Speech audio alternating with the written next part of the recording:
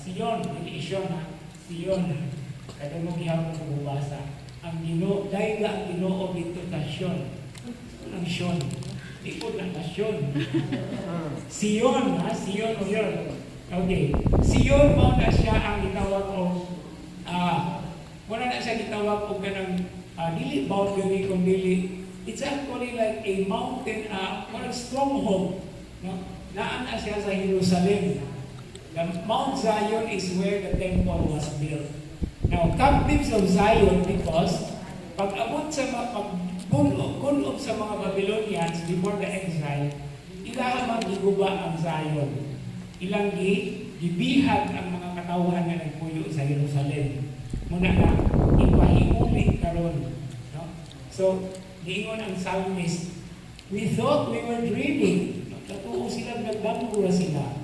Pero tinuod hindi ay. Muna yung rason nga, no? Ang atong tubag, the Lord has done great things for us. We are filled with joy. We join, no? Because we are the new people of God. We are the new people of Israel.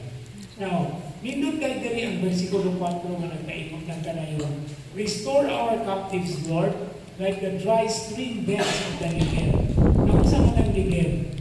Negev is a desert, southern desert. Kung disyerto ay tubig. Ang nahinooy mga once in a while, mga kanang gitawag na itong pat-at na katubigan, ang gitawag na itong oasis.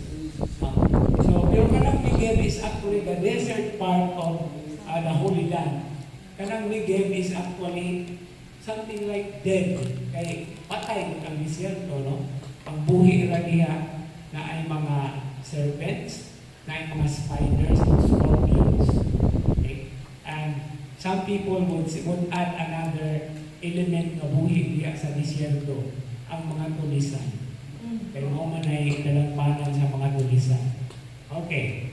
Now, the final verses 5 and 6. Those who sow in tears will reap with cries of joy. Muni ang kasinatian sa pag-ugman, sa pag-angkos, sa pagpaninguha, maghilak, apan pag-abot na sa ting-ani, magsadya o maglipay, mag-awit sa kalipay. And then those who go forth weeping, carrying sacks of seed, okay, will return with cries of joy, carrying their bundled sheaves. Now, so nindot kayo tanawon niya. Ang ani, the harvest. And what is this harvest all about? Okay, this harvest is something like the destination of our journey. So mauna ang ato ang kanunay nga lauman nga aduna kitay mapupo, aduna kitay maani.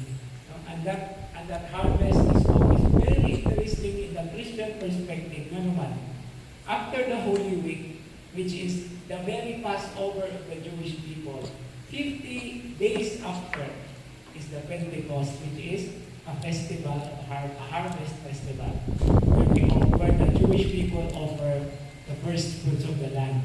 And we Christians, what do we celebrate? The fruits of the Holy Spirit, the gifts of the Holy Spirit, because on that very day also, the Lord fulfilled His promise to pour out His Spirit upon those who believe in Him. Okay? So muna ano na ito ang responsorial sa. Okay. Ang ikaduhang pagbasa, tinutlo ikan sa sulat ni San Pablo at sa mga taga-Pilipos. No? Philippians chapter 3, 8 to 14. Now, gahiskot din si San Pablo, and as always is a note mo, kanunay yung hiniskutan basa ang sa sulat at sa ni Pablo at sa San Pablo at sa mga taga-Pilipos. Usap ini sa, o kini lamang ang, if not ha,